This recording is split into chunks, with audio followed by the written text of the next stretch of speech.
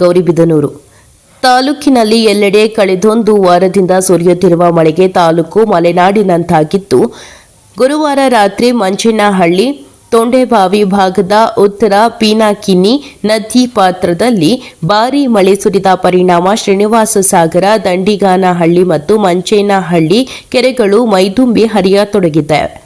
ಇದರ ಪರಿಣಾಮ ಉತ್ತರ ಪೀನಾಕಿನಿ ನದಿ ಹಲವು ವರ್ಷಗಳ ನಂತರ ಭಾರೀ ಪ್ರಮಾಣದಲ್ಲಿ ನೀರು ಹರಿಯಲು ಪ್ರಾರಂಭಿಸಿದ್ದು, ಶುಕ್ರವಾರ ಸಂಜೆ ಉತ್ತರ ಪೀನಾಕಿನಿ ನದಿ ಕಿಂಡಿ ಅಣೆಕಟ್ಟಿನ ಬಳಿ ತಲುಪಿದ್ದು, ಮಳೆ ಹೀಗೆ ಮುಂದುವರೆದರೆ ಉತ್ತರ ಪೀನಾಕಿನಿ ನದಿ ನಾಳೆ ನಗರಕ್ಕೆ ತಲುಪುವ ನಿರೀಕ್ಷೆ ಇದೆ. ಇದರಿಂದ ಬರಡಾಗಿದ್ದ ಉತ್ತರ ಪೀನಾಕಿನಿ ನದಿಗೆ ಮತ್ತೆ ಜೀವಕಳೆ ಬರಲಾರಂಭಿಸಿದೆ.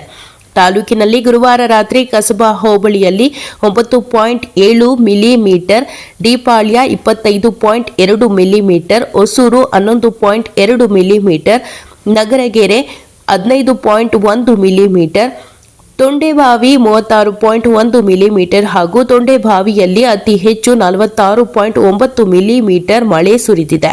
ಗೌರಿಬಿದನೂರು ಮತ್ತು ಮಂಚೇನಹಳ್ಳಿ ಭಾಗದಲ್ಲಿ ಕಳೆದ 7 ದಿನಗಳಲ್ಲಿ ಸುರಿದ ಮಳೆಯ ವಿವರ: Kasaba 54.9 millimetre, D Palya 41.5 millimetre, Hosur 50.6 millimetre, Manchenahalli 74.7 millimetre, Nagaragere 40.2 millimetre ಹಾಗೂ ತೊಂಡೆಬಾವಿ 63.5 ಮಿಲಿಮೀಟರ್ ಮಳೆ ಸುರಿದಿದೆ.